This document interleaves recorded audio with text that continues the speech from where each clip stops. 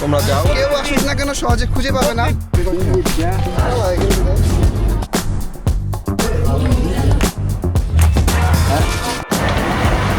Golden park পুরোটা আমি ঘুরছি। গার্লফ্রেন্ড নিয়ে আসতে পারো।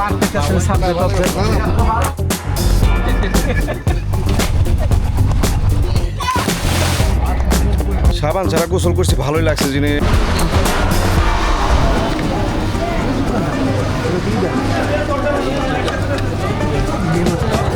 চাপ নিব মিষ্টি মুখ। ইকবাল কেমন মিষ্টি মুখ করাইলো নাকি? একটা ধরা পড়ে না ক্যামেরা।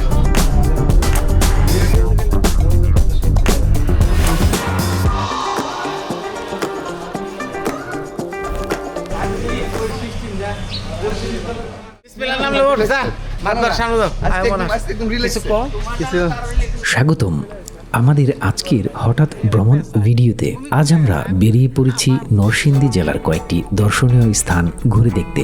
থাকছে প্রকৃতির অপূর্ব সৌন্দর্য উপভোগ, জনপ্রিয় গোল্ডেন স্টার পার্ক ভ্রমণ, ইতিহাসের গর্ব ভাই গিরিশচন্দ্র সেন স্মৃতি জাদুঘর পরিদর্শন, আর দিনের শেষে 300 ফিটে ভাইরাল সেই হাঁসের মাংস, রুমাল রুটি ও সুস্বাদু মিষ্টির ভোজন। আর সেই ধারাবাহিকতায় আজকের গন্তব্য নরসিংদী জেলা।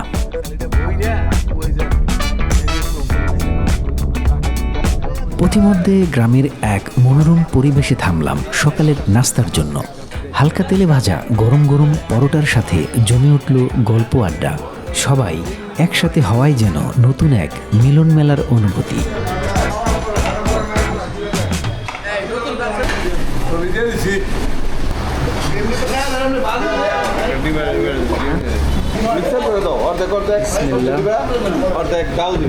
গ্রামগঞ্জের গরুর হোটেলে খাওয়া দাওয়া হচ্ছে, অরিজিনাল সবজি। সেটি ছোটবেলায় যে আমাদের কাঠগড় বাজারে হোটেলে খাইতাম। তো এটা হোটেলে সিলেক্ট করে বেসিক্যালি তৌফিকুর রহমান শওকত। তোমার নাস্তাটা অসাম। যাক আলহামদুলিল্লাহ। পরোটা, সবজি, ডিম ভাজি, তারপর আমাদের মিষ্টি হবে, দই হবে। নাস্তার পরে কি ডেজার্ট জাতীয় কোনো ডেজার্ট অবশ্যই, দই আছে, মিষ্টি আছে, সবকিছু খাবো। মিষ্টি আছে। ডেজার্ট কি ডেজার্ট খাবে? মিষ্টি আছে, মিষ্টি আছে। এই লিটন কেমন লাগতেছে খাবার? হ্যাঁ, খুব ভালো লাগতেছে। এই ইয়াসিন ভালো লাগতেছে। কাকা তোমার বলে খাবার কেমন লাগতেছে? যাই হোক এই নিয়ে খাবার মধ্যে বললাম না আরিফ। হ্যাঁ, ভালো ভালো, থ্যাংক ইউ।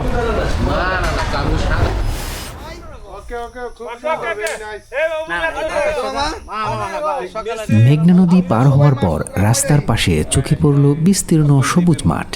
সেখানে খুঁজে পেলাম প্রকৃতির নির্মল স্পর্শ।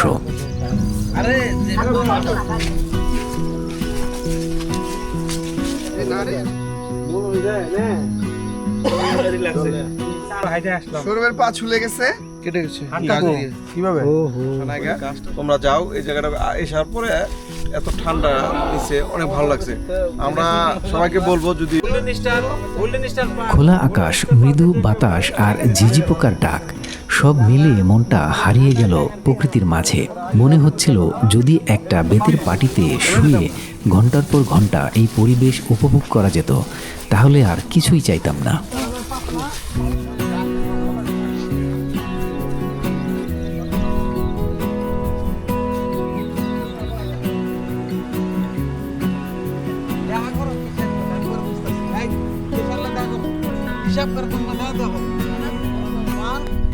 কি সুন্দর জায়গা।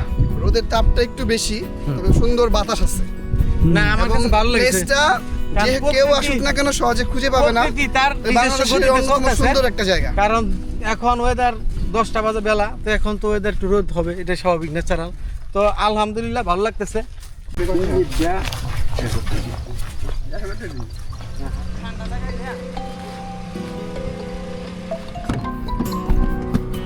বিসমিল্লাহ মালিক।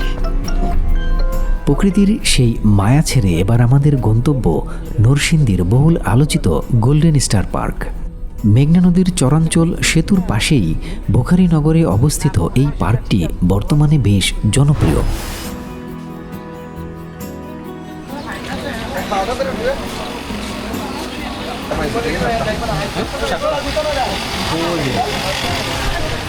পার্কে প্রবেশ মূল্য জনপ্রতি 150 টাকা।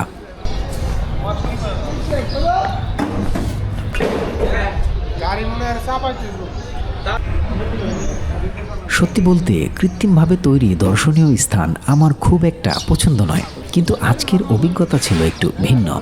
প্রচণ্ড গরম আর রোদের মাঝেও পার্কের ভেতরের পরিবেশ বেশ উপভোগ্য লাগছিল।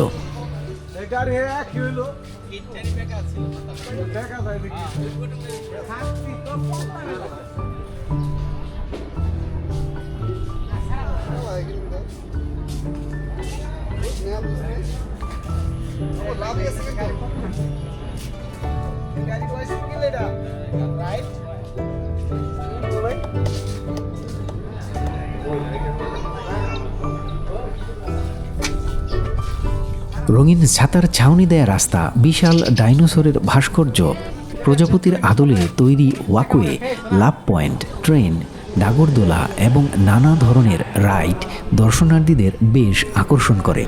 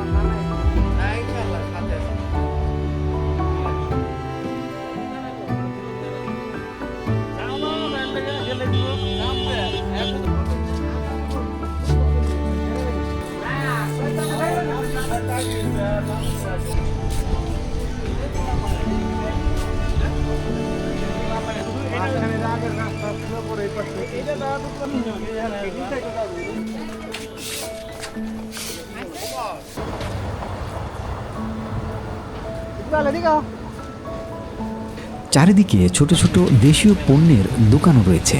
সব মিলিয়ে মনে হয় প্রকৃতির মাঝেই নতুন করে আরেকটি প্রকৃতিকে সাজিয়ে তোলা হয়েছে এখানে।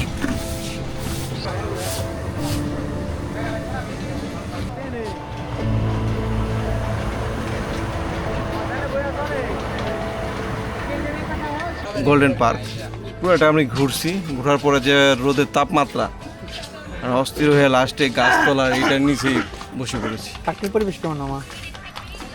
পার্কের পরিবেশ সুন্দর, গোছানো, ঠিক আছে। আর আসলে বিকালের দিকে আসবে, বিকালের দিকে। আর হলো শীতের দিনে মনে হয় পারফেক্ট, মানে এই রোদ গরমের দিকে না আসাটাই বেটার।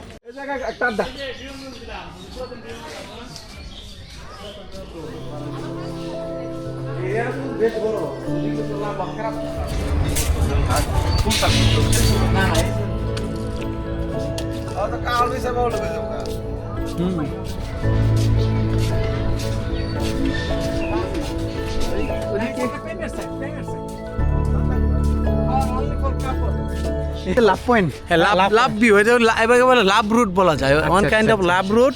এবং তুমি যদি চাও গার্লফ্রেন্ড নিয়ে আসতে পারো বা ওয়াইফকে নিয়ে আসতে পারো। তুমি ওইগুলো বসে রয়েছে জোড়া জোড়া। হ্যাঁ, ওগুলা তারা দে আর কাপল, দা লাভ বার্ড, লাভ বার্ড কাপড়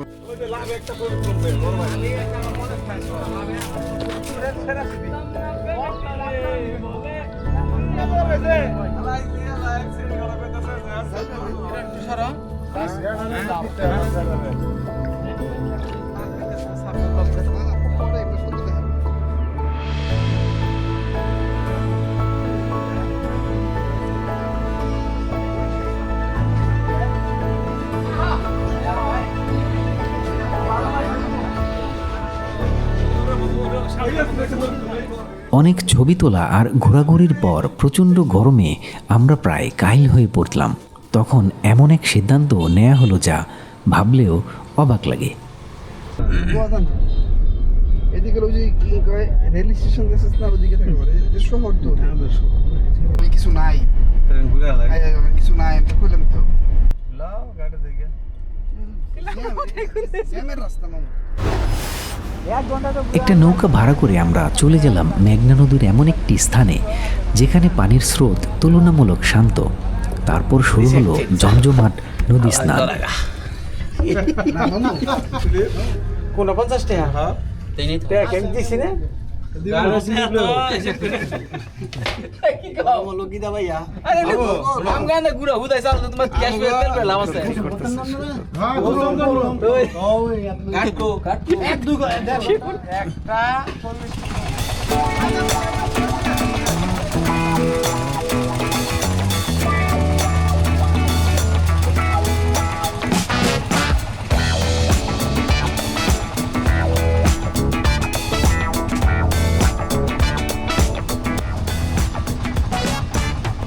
I took a stroll downtown this evening when I heard music echo through the night. The same old songs that I heard the night before. So I started running so I wouldn't be too late. I didn't think that but I was wrong. Yeah, I was wrong.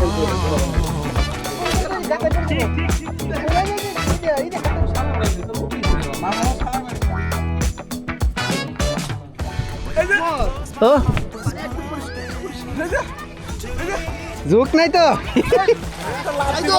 বেশি পারি না তোর কোনো কাম আছে এই যে পানি এখন আমি আর দাও লাভ দাও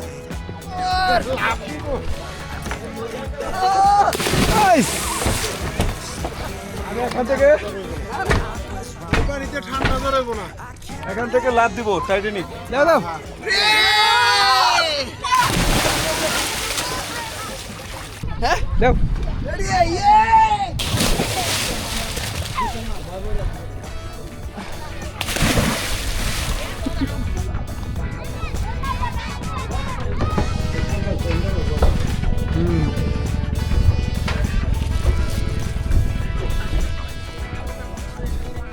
সাবান ছাড়াই ঠান্ডা পানিতে গোসল করে যেন সবাই নতুন করে প্রাণ ফিরে পেল। গরমে ক্লান্ত শরীর মুহূর্তে হয়ে উঠল সতেজ।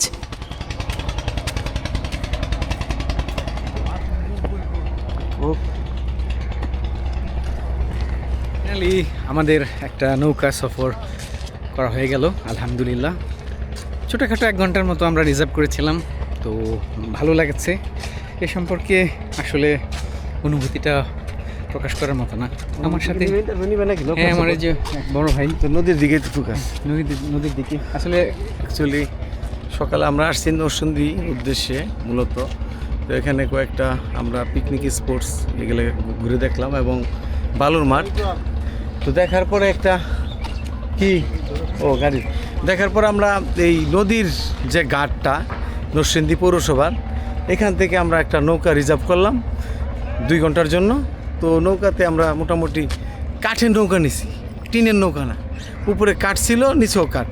তো নৌকার ভিতরে আলহামদুলিল্লাহ ঠান্ডা, তো বাইরেও অনেক উত্তপ্ত, কিন্তু নৌকার ভিতরে ঠান্ডা। আমরা 2 ঘন্টার সময় খুব আনন্দে কাটাইলাম, আলহামদুলিল্লাহ ভালো। আপনারা এসে নৌকা ভ্রমণ করবেন। Thank you. নদীর পানিতে গোসল করলাম মামা, শরীর চুলকাতেছে নাকি? না চুলকাতেছে না। অনুভূতি ভালো, কিন্তু প্রচুর গরম গরম তো সারছে। মামা তো গোসল করছে, মামা গোসল করা কি একটা অবস্থা? উত্তপ্ত অনেক উত্তপ্ত রাখি। গোসলের অনুভূতিটা বলতে সাবান ছাড়া গোসল করছি, ভালোই লাগছে। যিনি নামছি মতো পানি ঠান্ডা স্রোত, আর পানি বুঝছিলাম খুব টলটলা, খুব ভালো। ঠিক আমাদের তুরাগ নদী নামলে আল্লাহ রে, পানি এত নোংরা আর এই পানি এত সুন্দর। এরপর আমরা রওনা দিলাম নরসিংদীর আরেকটি গুরুত্বপূর্ণ ঐতিহাসিক স্থাপনা ভাই গিরিশচন্দ্র সেন স্মৃতি জাদুঘরের উদ্দেশ্যে।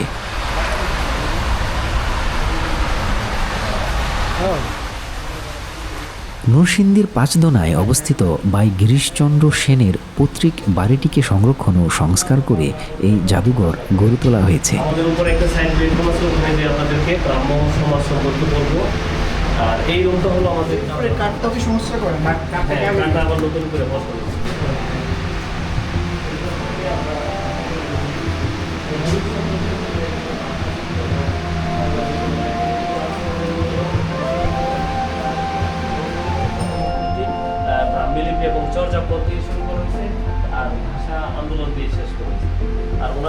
দোতলা এই ঐতিহাসিক ভবনে সংরক্ষিত রয়েছে তার ব্যবহৃত বিভিন্ন সামগ্রী, 19 শতকের নানা স্মৃতিচিহ্ন, লেখা ও অনুদিত বইপত্র। শরীরে কিরকম ভাবে? কিন্তু খ্রিস্টপূর্ব 300 বছর আগে শরীর হয়েছিল ওটাকের মতো, এটা ব্রাহ্মী লিপি শরীর, যেটা নিচতলায় রয়েছে বিশেষ ভাষা গ্যালারি, যা দর্শনার্থীদের জন্য বেশ আকর্ষণীয়। জি জি। এই যে এই পাশে আছে ব্যঞ্জন বর্ণের উৎপত্তি ও বিকাশ, যেরকম 2300 বছর আগে ছিল এরকম যুগের মতো পরিবর্তন হয়ে যেত। ফেব্রুয়ারির আগে ভাই গিরিশচন্দ্র সেন আমাদের ইতিহাসের এক অত্যন্ত শ্রদ্ধেয় ব্যক্তিত্ব। তিনি সর্বপ্রথম পবিত্র কোরআনের পূর্ণাঙ্গ বাংলা অনুবাদ করে ইতিহাসে অমর হয়ে আছেন। তবে তার অবদান শুধু এখানে সীমাবদ্ধ নয়, শিক্ষা, সাহিত্য ও সমাজ সংস্কারে তার ভূমিকা ছিল অসামান্য। আমরা সবাই ঘুরে ঘুরে দেখলাম তার স্মৃতি বিজড়িত এই স্থানটি। এই দেয়ালটা এই পাশ থেকে সংস্কার করা হয়েছে বিল্ডিং। এই যে দেয়ালের মাঝখানে থাকা যাবে কালী প্রদীপ টাইপের কিছু রাখতো, যার কারণে হারিকেন রাখা হয়েছে। এইগুলি হলো ভাই গিরিশচন্দ্র সেনের বাড়ির ইট, আগের বিল্ডিংয়েরই নতুন করে বসানো হয়েছে চুন আর সুরকি দিয়ে। এগুলি হলো চীনামাটির খেলাবাড়ি 19 শতকের, ওই সমসাময়িকের, বাট এই জায়গা না, এটা একটা জমিদার বাড়ি। জমিদার বাড়িতে যেরকম জিনিসপত্র ব্যবহার করতো ওই সমসাময়িক জিনিসপত্র দিয়ে জাদুঘরটা সাজানো হয়েছে। ওনার লেখা বই, উনি প্রায় 50টার মতো বই লিখছেন, আর বেশিরভাগ বই ইসলাম ধর্ম সম্পর্কে। 19 শতকের এরকম তামা, কাঁসা, থালাবাটি ইউজ করতে, যেরকম গ্রাম অঞ্চলে মুড়ির টিন, বড় কোনো অনুষ্ঠানের হ্যাচাক লাইট। আর এই মিউজিয়াম তো ওই আদলের 19 শতকের জিনিসপত্র দিয়ে সাজানো হয়েছে। আসেন উপরে দেখি, বাইরে দিয়েছি।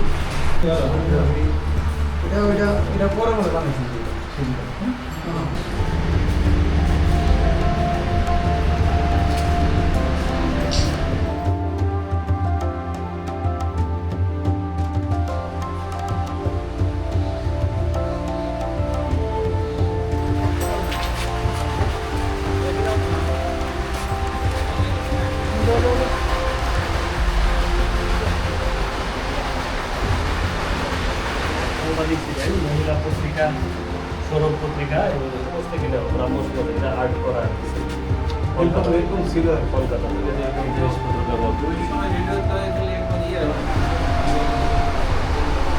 মানে ব্রাহ্ম সমাজ থেকে তাকে দায়িত্ব দেওয়া হয় কোরআনে অনুবাদ করার জন্য, তখন সে কোরআনে অনুবাদ করেন। আর তার সময় লাগে 1881 সাল থেকে 1885 সাল পর্যন্ত।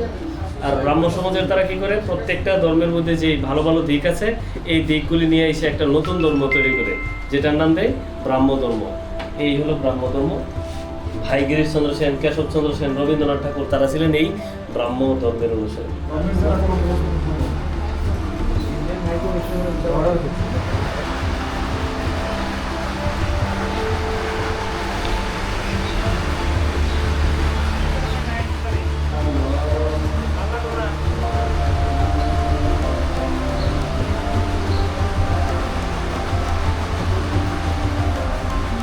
সাধারণ দর্শনার্থীদের জন্য জাদুঘরটি মূলত শুক্রবার ও শনিবার সকাল 11টা থেকে বিকাল 5টা পর্যন্ত খোলা থাকে।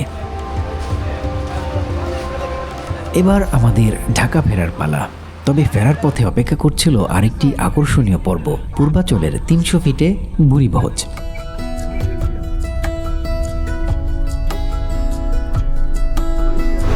দেখাবো ছোট হাঁসের মাংস।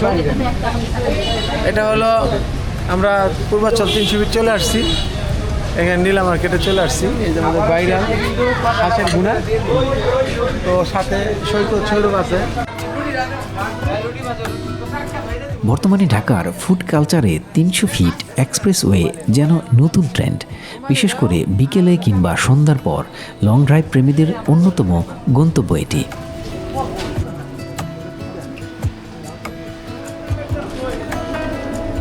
এখানকার প্রধান আকর্ষণ ঝাল ঝাল দেশি হাঁসের মাংস এবং বিখ্যাত রুমাল রুটি। রুমালের মতো পাতলা, নরম এবং বিশাল আকৃতির এই রুটি গরম গরম হাঁসের মাংসের ঝোলের সাথে খেতে অসাধারণ লাগে। এক কথায় স্বাদ যেন ভুলে থাকার নয়।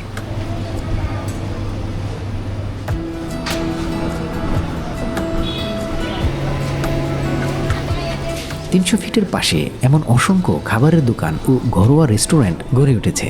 এর মধ্যে সবচেয়ে প্রাণবন্ত এলাকা হলো নীলা মার্কেট।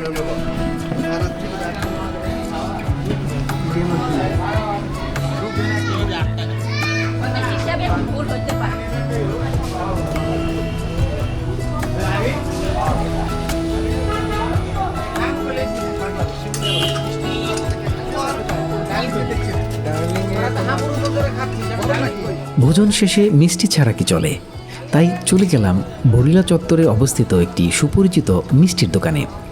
যদিও 300 ফিটের আশেপাশে অনেক দোকানেই ছানার মিষ্টি পাওয়া যায়, তবে এই দোকানটি তাদের খাঁটি ছানা ও মানসম্মত মিষ্টির জন্য বিশেষভাবে পরিচিত।